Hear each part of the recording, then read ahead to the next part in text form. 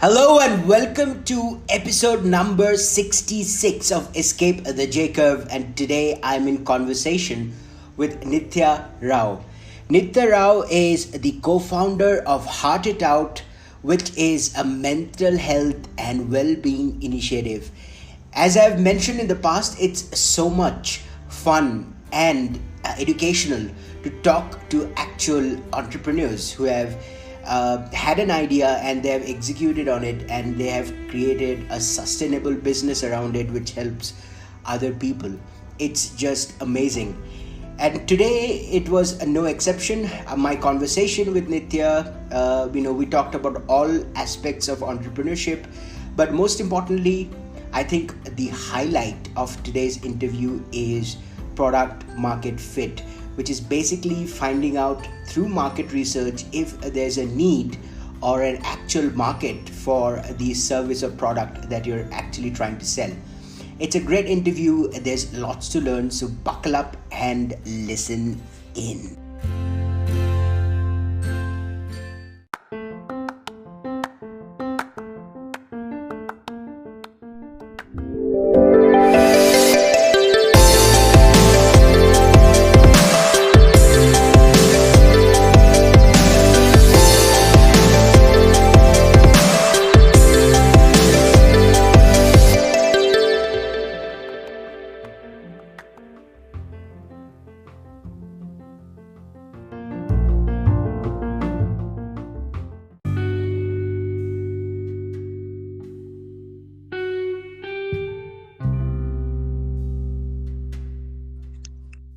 Hi, good evening, Nithya.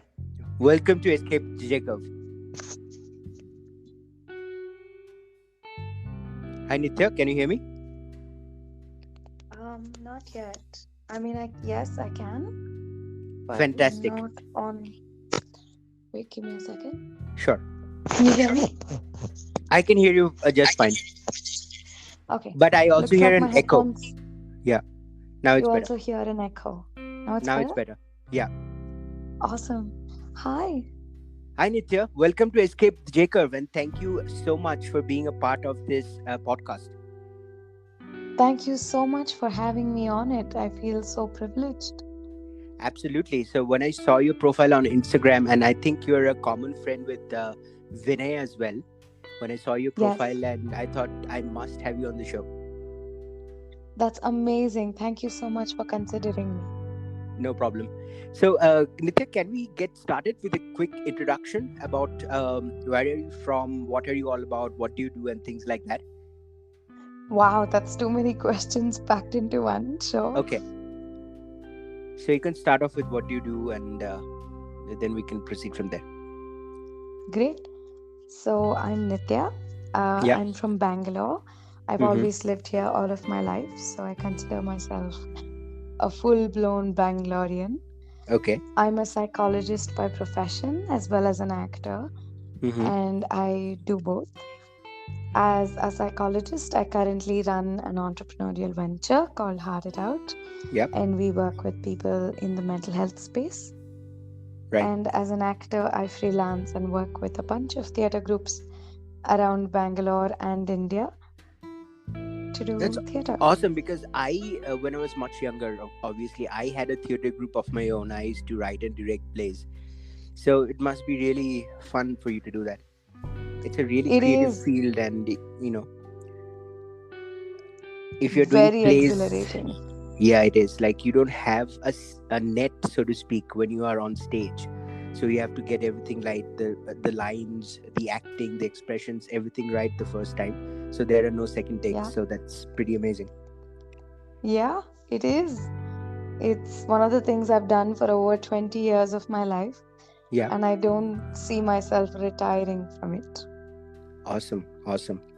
So let's get on to your entrepreneurial journey. So when did you decide that you want to start Heart It Out, and why did you decide? So maybe we have those turning points in our lives, right? We meet someone, we read a book, or there's an event in our lives which pushes us towards a particular direction. And in your case, Yeah, it's entrepreneurship, right? So yeah. when did you decide? What happened, or what pushed you towards starting Heart It Out? I think my entrepreneurial journey started very, very young.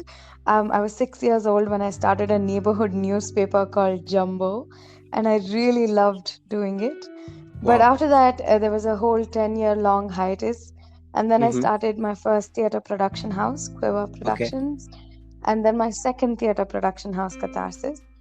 But by that time, I was slowly learning that entrepreneurship is not just about starting new things, but also being able to sustain something into the future. Yeah. So my third venture was a co-founded venture called Lahe Lahe. I don't know if you've heard of it. It's a beautiful performance art space which is run by Nikhil and Mansi Thard now. Mm-hmm. And I helped co-found that. For the first 2 years, I worked there with them. And post that, I realized that my work really lies with people, and I'd like to work one on one with people. And as much as I love the arts, I love working with people's difficulties and their mental health struggles a lot more. Yeah. By then, I'd done my master's degree and I was working in a corporate space.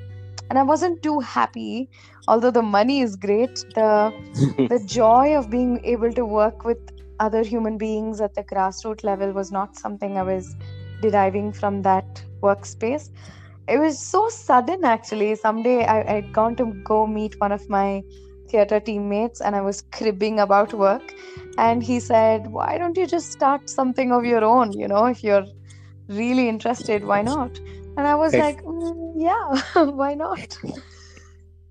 So I asked around, I learned a bit, and I decided, okay, it's probably time to start something of my own. I did it for 3 months as a founder, realizing that, oh my God, I do not have all of the skill sets required to have my own entrepreneurial venture, which is when I Mm-hmm.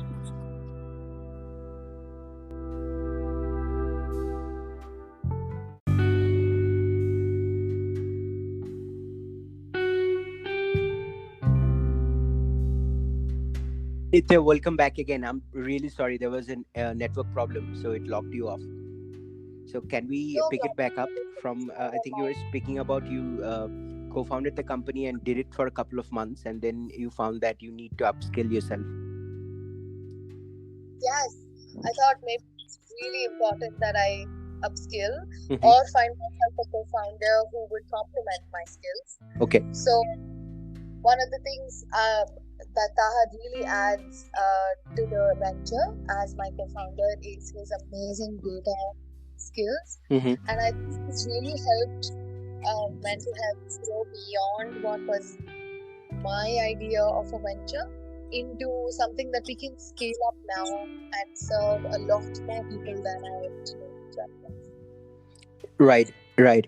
So I think I wanted to head to the challenges that you faced while starting this startup and scaling it up. So one of the things that you already talked about is a challenge with finding people with complementary skills to help you guide the ship, let's say, in the correct direction, because we cannot do everything ourselves in a startup, right? So could you talk us through some of the other challenges that you might have faced when you started Heard It Out?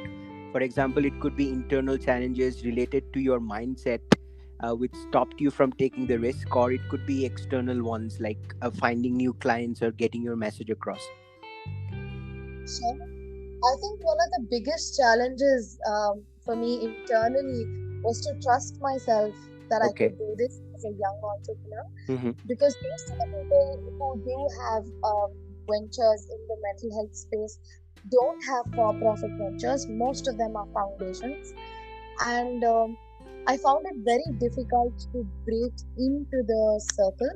Okay. Even though I had a master's degree and I was very well equipped per se to provide the kind of care that I wanted to, I realized that as an entrepreneur, it was not so easy for me to break into the market. It's still something that I'm navigating. Up and downs are there, Yeah. but it has gotten easier over time by complementary skills that my co-founder brings to the table and my team brings to the table. External resource wise, it might be very surprising to you that my biggest challenge was real estate. and nothing else.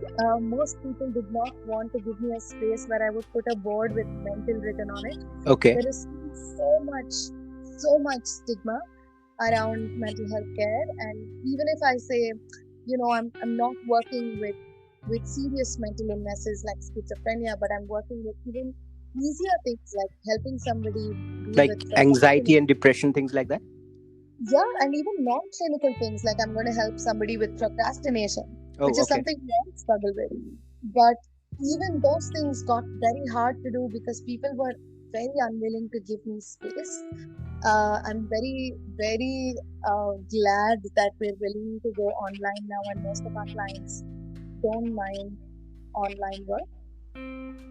Okay. So I guess that has really helped this space.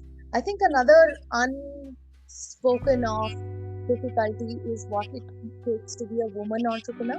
Mm-hmm. Most people don't take me seriously. They always think I'm a child trying to do something cute. Okay. And it takes so much effort to tell them that no, I'm serious. I'm just as cared. I just as much care about the space that I work in as much as you do, and I'm just as much competent to talk about business plans and marketing plans like you can. So I guess that's been my latest challenge that I've been navigating. All right. Okay. And I hope that things are getting easier for you and you are able to overcome things easier, like what you mentioned, being a woman entrepreneur, or setting the correct mindset for mental health. So these things are important, and I'm glad, I'm really proud that you're sending the correct message across there in those fields.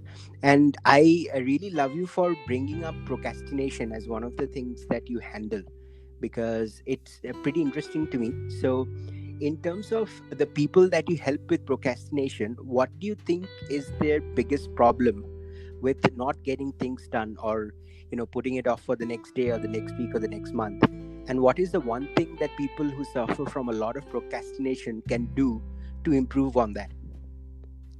It's very interesting that you ask that, because I think with procrastination there is a twofold problem. For Yeah. some people, they're very afraid of failure, Yeah. but for some people, they're very afraid of success. Mm-hmm. And it might be very counterintuitive to believe that people can be afraid of success. But it is so true that for some people, they believe that if I succeed at this, then I have to continue to succeed. I have to continue to perform. And Yeah. that seems like a very daunting task. Yeah. So I tend to see procrastination not as just a symptom, how it shows up.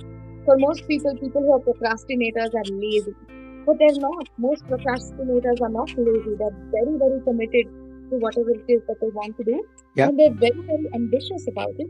But either they're overwhelmed so much about the amount of work there is to do, Mm-hmm. or they're so perfectionist that they're not willing to do something if not in the best way.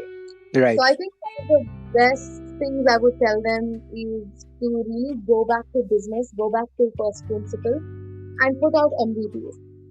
Anything is better than nothing. Absolutely. Anything is better than nothing.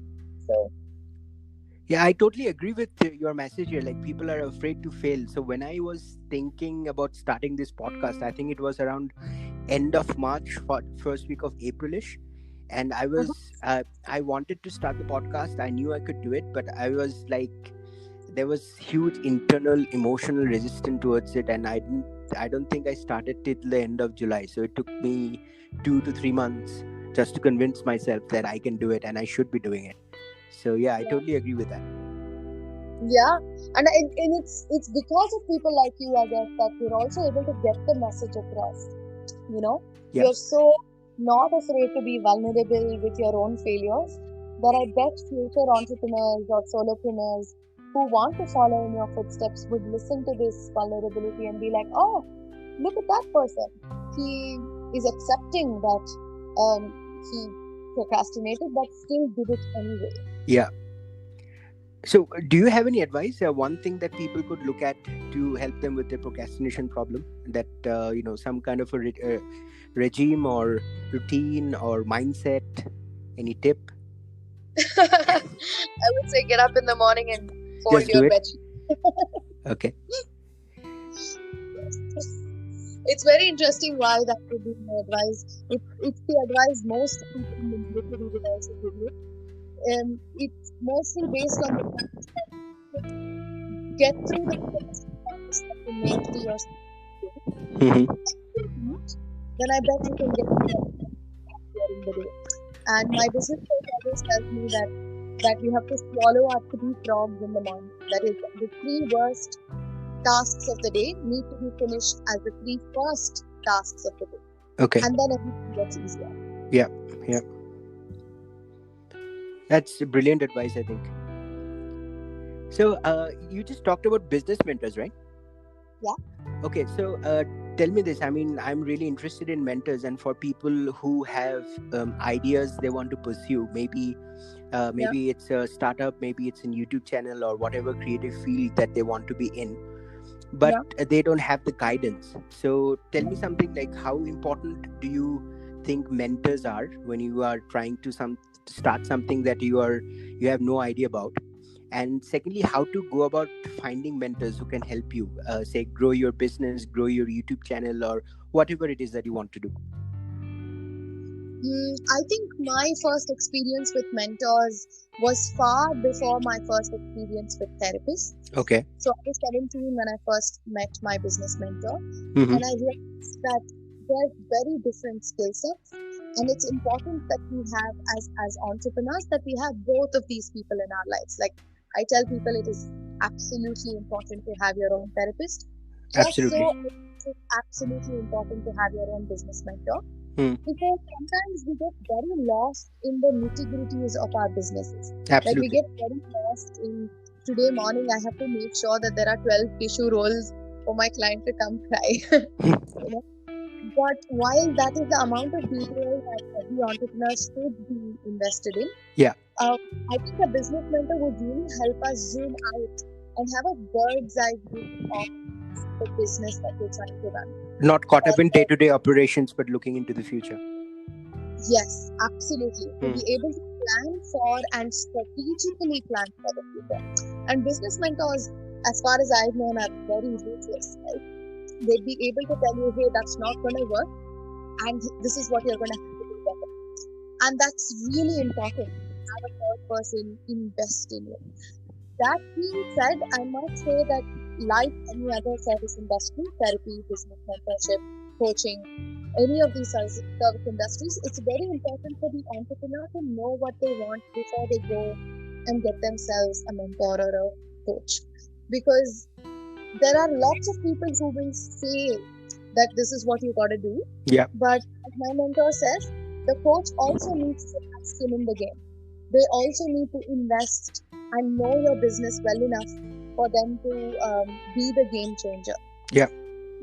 And a coach does exactly what a coach does in sports, for example. Like a team is only as strong as the coach makes them. And I find that not having a business coach would really leave me lost in my business goal. But my coach would really streamline me and find and make sure that I'm not straying away from my goals very much. And what would you think would be the best way to find a mentor? LinkedIn, reaching out to people on Facebook, or joining some organization like TIE? So people who want to start their entrepreneurial journey, what's the best way for them to find a mentor, you think?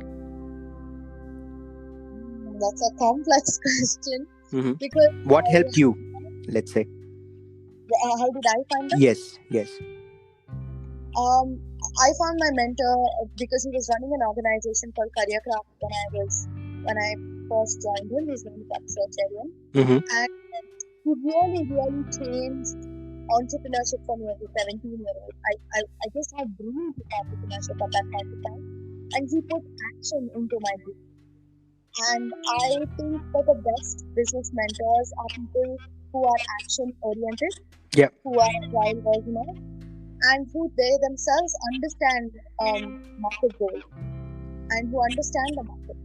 So I would say, feel free to go up to as many mentors as possible. LinkedIn, Facebook, TI, it doesn't matter where you find them. but it matters what kind of value they can bring into your business. Hmm. Not all amazing marketeers can be great coaches, and not all amazing coaches are themselves great marketers. So it's important to do a lot of trial and error and find your way. Yeah, makes sense.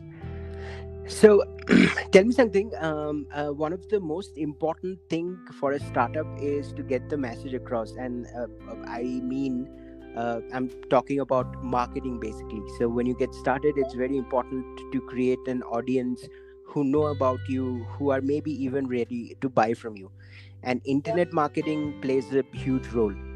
So, what would be your tip in terms of internet marketing or marketing in general for people who have an idea and they want to get started, but they don't know how to reach out to people? So, Facebook ads, building an email list, word of mouth marketing. What would you advise them? What would you tell them? I think this is a lesson that I have learned very difficultly. So I'd love to give it off to people whenever they ask me this question. I don't think marketing is as important as need assessment. It is super, super important that we first identify what are the needs of the people that we want to serve. Do they actually want what I'm offering to them? And do they want it in this form?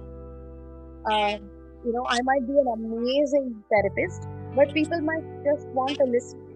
And it's important that I understand that and bridge the gap between their needs and my skill set. Okay. So I would say all sorts of internet marketing or even offline marketing should start with needs assessment first.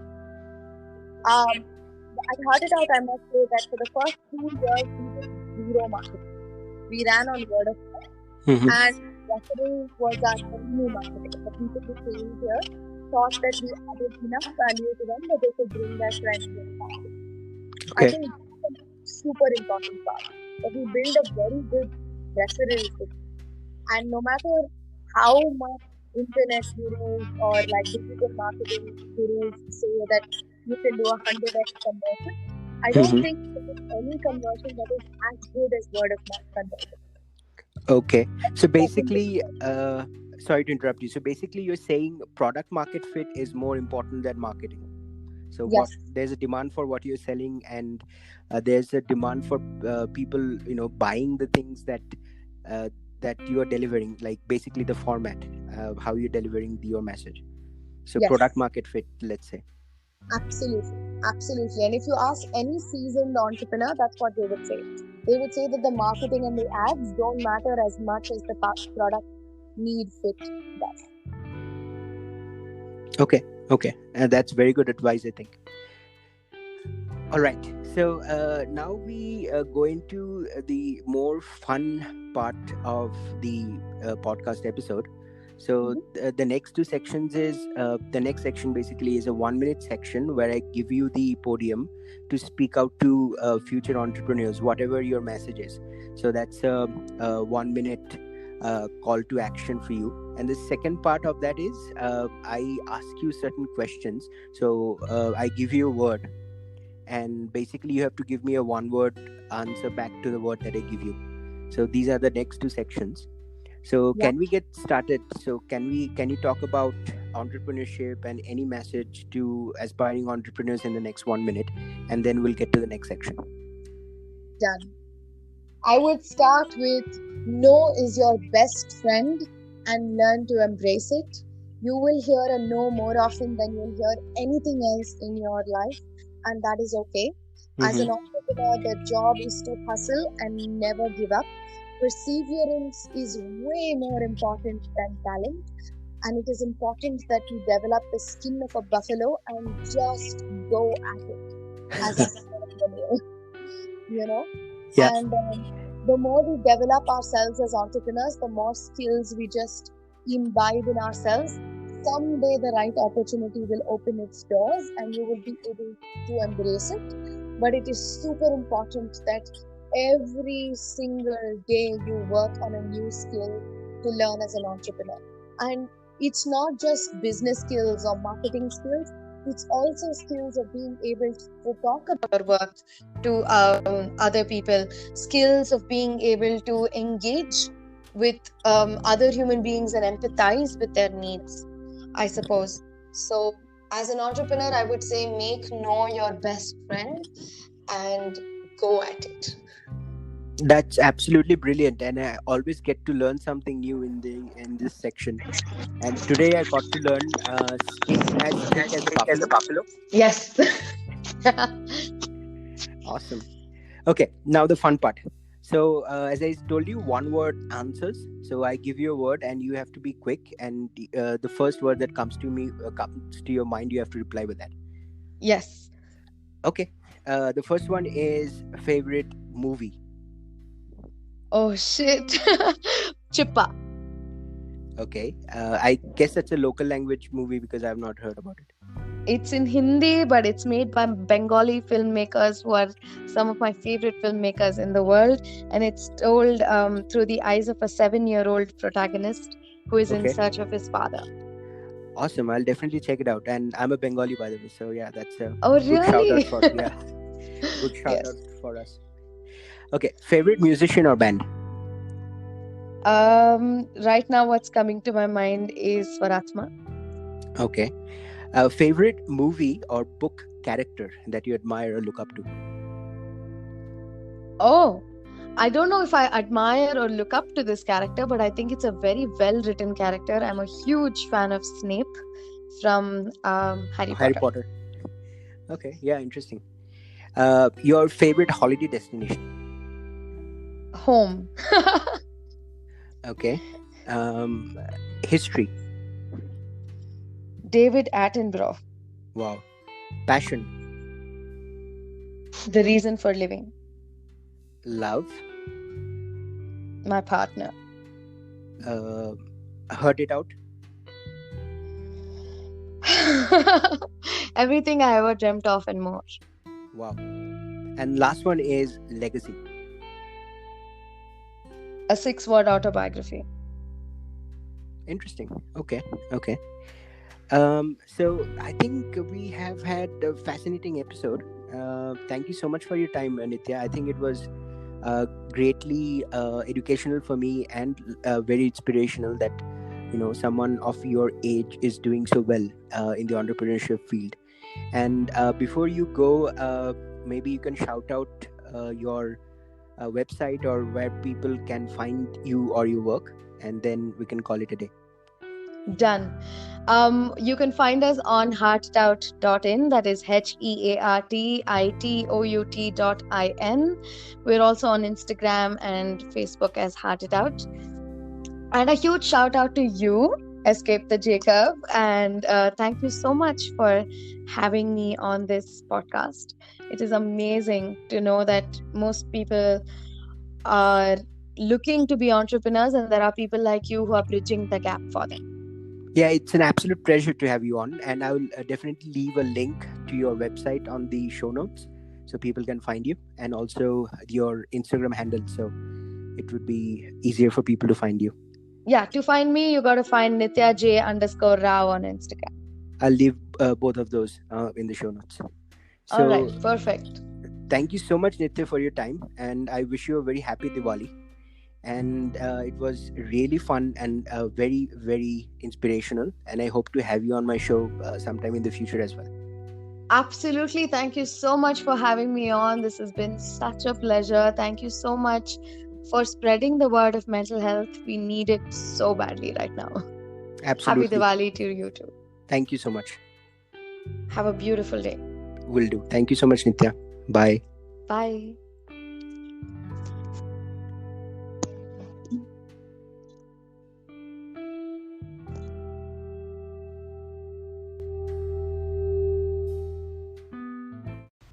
Hey guys, Rohan Nag here, and let me ask you a few questions. Are you sick and tired of giving up on your biggest goals? Do you always come back to the same place after having made some progress towards your goals? Do you often sabotage yourself when you are trying to level up in life? Do you feel like you have a lot of potential but you are not doing enough with it? Have you stagnated in life in terms of income, health, career growth for years? Are you suffering from a lack of meaning in your life since the COVID 19 pandemic hit? Are you worried about job security in the current economic climate? Or maybe you're just, you just want to increase your value in the job market and you want to make sure that you are not made redundant. Perhaps you want to create multiple income sources, but you have no idea where to start. Do you have outrageous goals, but you are held back by fear and anxiety? Do you lack the energy and motivation to execute on your plans? It could be the case that you wake up every day to bad COVID 19 news all around and you just want to focus your attention on something positive. It's possible that you're super bored right now and you just want to do something productive. Perhaps you want to learn a new skill, lose some weight, increase your productivity, and focus and follow up on your New Year's resolution. Listen, if your answer is yes to one of more of these questions, then I have something critical to tell you right now. But first, let me tell you a quick story. I was a person who had everything that society tells you is important, like college degree, like job in a reputable firm, vacation 2 to 3 times a year. I would, travel the world internationally. I traveled to 6 countries in 2019 and everything money could buy. But I experienced a deep lack of fulfillment, meaning, and purpose in my life. I realized the gift of human life is immeasurably precious. To live a life without meaning or purpose, to have not done anything to make the world a better place, is to have wasted this valuable gift. Deep down inside, I know I had more to offer to the world. I knew I was not living my best life. I wasn't dreaming big enough. I wasn't taking enough action. I was not creating a legacy for myself. I was just living a life without goals, ambitions, hopes, and dreams, and a purpose. All I wanted to do at that point was something bigger than me, something that will be my legacy, something that will help other people too. I know I have a lot to give to my family, my community and the world at large, but I was struggling to find a vehicle to create value for me and others. To be honest, I felt like a monumental failure in my life.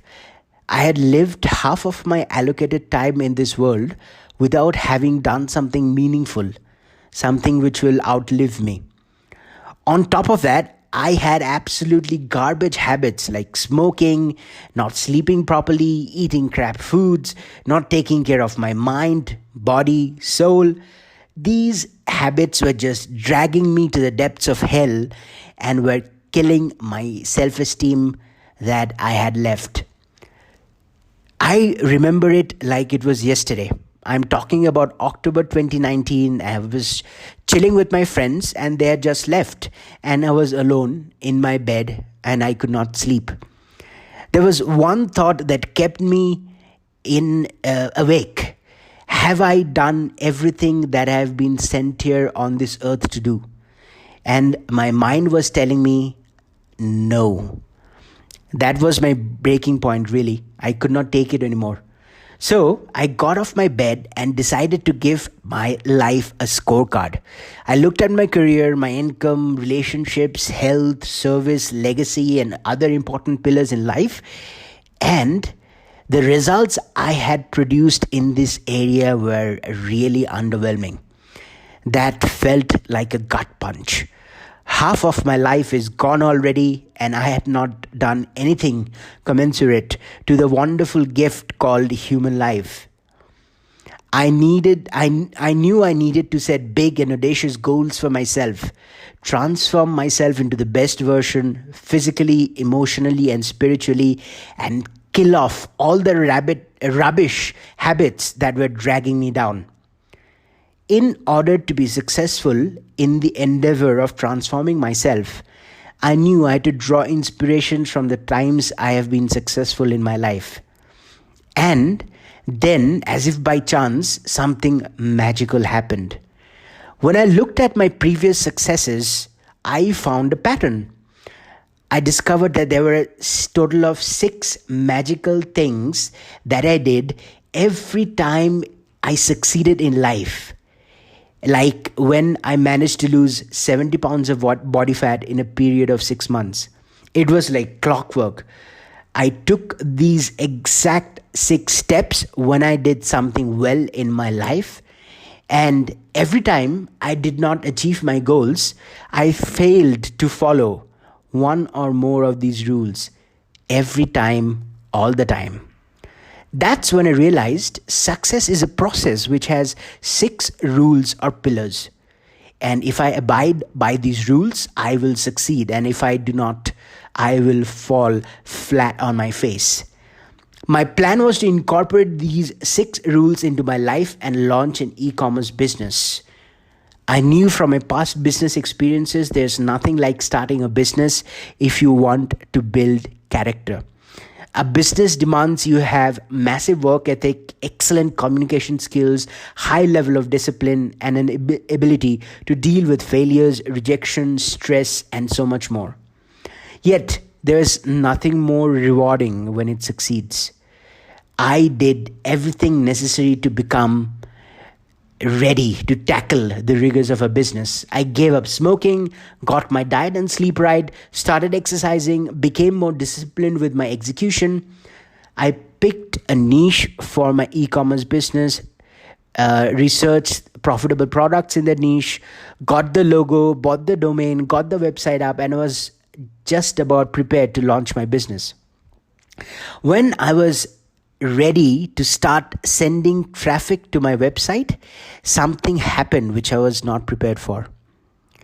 When I was about to take my business idea to the world, COVID-19 hit and everything changed forever. On March 11, 2019, the World Health Organization declared COVID-19 a global pandemic and hundreds of countries closed their borders and trade and commerce took a huge hit. I know the business that I was working on for months would have to be closed down before it made the first sale. This pulled the rug from under my feet. For the next couple of months, I felt like I was stabbed through my heart. I kept my fingers crossed that countries would be able to flatten the curve and open up their borders, but deep down inside, I know it will take months, if not years, before things would go back to normal. Then it helped me like a bolt of lightning. I realized brick and mortar businesses that deal with physical products, apart from the most basic necessities, are not going to do well in the short term. The only way to make money in the current economic situation is to build digital assets. No matter what the situation is with brick and mortar stores, you can sell. If you can sell things that can be shipped through the internet, like ebooks or podcasts or YouTube videos or blogs or softwares or freelancing and consulting services, you can still build a successful business. Immediately after that, I started creating digital assets. In the next 2 months, I wrote a book and I launched this podcast where I talk about internet marketing, starting online businesses, success strategies, and so much more. To my surprise, I managed to interview more than 50 very successful people in every field, from entrepreneurs to YouTubers, on my podcast. These interviews are massively valuable because the guests share their journeys, success stories, tips, tools, strategies, and so much more. This podcast has gone on to receive more than 1,500 listens and downloads within a month of its launch. To tell you the truth, I have come a long way since October 2019. Not only did I manage to destroy lifelong unhealthy habits like smoking, bad nutrition, improper sleep cycles, impulsive spending, but I'm a published author and a podcast host now. But the biggest change that I think has come in the way I feel about myself. Life does not feel meaningless anymore, and I do not feel like an underachiever. I wake up each day with great hope and enthusiasm. I have massive amounts of energy and focus. I have direction and motivation, and it feels like I'm walking the right path in life and making the best use of my talents and gifts. Although the pandemic slowed me down for a couple of months, I have a feeling 2020 is going to be the best year yet. And that's why I'm so excited to share with you my book, The 76 Lockdown Guide: How to Overcome Obstacles, Reignite Your Passion, and Find Meaning During the COVID-19 Calamity. In the book, I talk in depth about the 6-step golden formula that I've used to accomplish my most challenging goals. You can use the same 6-step formula to tackle the most difficult challenges, find direction, meaning, and purpose in life, and completely transform yourself into a new you during the COVID-19 lockdown.